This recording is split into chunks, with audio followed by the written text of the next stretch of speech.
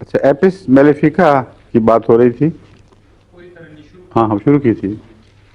یہ شہد سے دوا بنتی ہے. شہد کی مکھی کے اندر 3 شفا کے مادے خدا تعالیٰ نے رکھے ہیں، اور ایک جو شفا کا مادہ ہے اس کا تعلق دراصل شہد کی شفا سے ہے.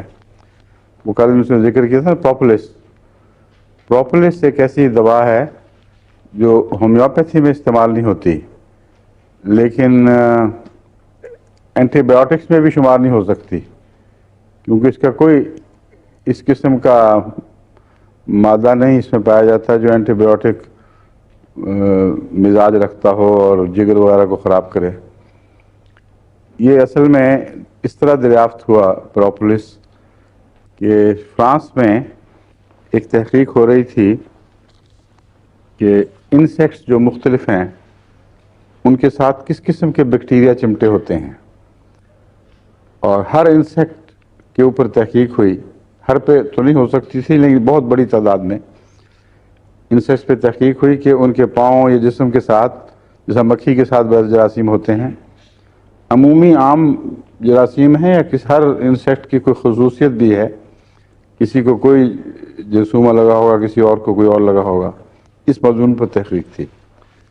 تو جب شہد کی مکھی کی باری آئی تو حیران رہ گئے کہ اس میں کوئی جراثیم نہیں تھی کسی قسم کے، کلیتاً شفاف، صاف، پاک ستھری. تو اس پر پھر یہی موضوع بن گیا تحقیق کا ایک سائنٹسٹ کا. انہوں نے جب تحقیق کی تو ایک اور بات یہ پتہ چلی کہ شہد کے چھتے کے ارد گرد شہد کی مکھی کوئی چیز لگاتی ہے، اور ہر دفعہ جب چھتے سے باہر نکلتی ہے یا اندر داخل ہوتی ہے تو اس پر پاؤں رکھ کر ٹکا کر پھر اڑتی ہے. یہ مجھے نہیں علم کہ جو حملہ کے وقت جو جاتے ہیں ان کے حملہ آور وہ بھی اس طرح کرتے ہیں کہ نہیں، مگر عام جو شہد بنانے والی ہیں ان کی بات ہو رہی ہے. حملہ آور مکھیاں اور چیزیں ہیں، لیکن شہد بنانے والی مکھی لازماً اپنی دہلیز پر قدم رکھ کر پھر اڑتی ہے، یا واپسی پر دہلیز میں قدم رکھ کر پھر اندر آتی ہے. تو دہلیز پہ جو دوائی لگی ہوتی ہے اس پر جو تحقیق ہوئی تو یہ معلوم ہوا کہ بعض درختوں کے اندر سے ایک قسم کا مادہ نکلتا ہے جسے پروپولس کہا جاتا ہے. یہ وہی چیز ہے، اور اس میں حیرت انگیز طور پر جراثیم کش اثرات پائے جاتے ہیں، اور شہد کی مکھی اسی کو استعمال کرتی ہے اپنے آپ کو پاک صاف رکھنے کے لیے.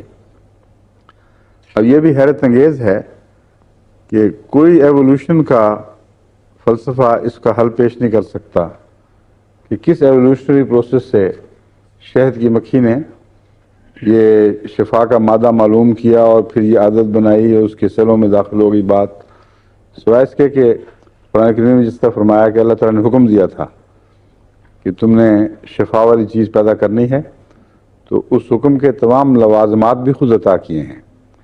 بہت زبردست تحقیق ہے، اور احمدیوں کو دہریوں سے گفتگو میں یہ بہت کام آ سکتی ہے چیز، کیونکہ اس کی کوئی جسٹیفیکیشن کسی اور سائنسی نظریے سے نہیں مل سکتی.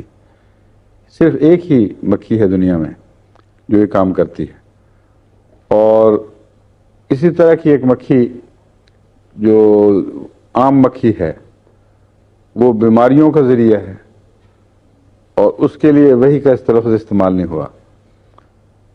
تو مراد یہ ہے کہ وحی میں ہی شفا ہے اصل میں، یا شفا وحی کے بغیر ممکن نہیں. روحانی شفا ہو تب وحی کی ضرورت ہے، جسمانی شفا ہو تب وحی کی ضرورت ہے، اور اگر نہ ہو تو پھر وہ گن پہ منہ مارتی ہے، بالکل اپوزٹ مزاج بن جاتا ہے. تو اسپرچول لوگوں اور میٹیریلسٹک لوگوں کے درمیان جو نمایاں تضاد ہے اور مشرق اور مغرب کا بودھ ہے، یہ ان 2 مکھیوں سے ظاہر ہوتا ہے. بہرحال پروپولس درختوں میں سے کوئی نکلنے والا مادہ ہے جس میں یہ شفا کا مادہ پایا جاتا ہے. وہ یہ لیتی ہے اپنے ہر چھتا جب بناتی ہے اس کے ارد گرد لیپ کرتی ہے اس کا، اور اس پر قدم رکھ کر اندر جاتی ہے، باہر نکلتے ہوئے قدم رکھتی ہے. تو اس لیے اس کے پیدا کردہ مادے میں اللہ تعالیٰ کی طرف سے حفاظتی انتظامات پہلے سے کیے گئے ہیں.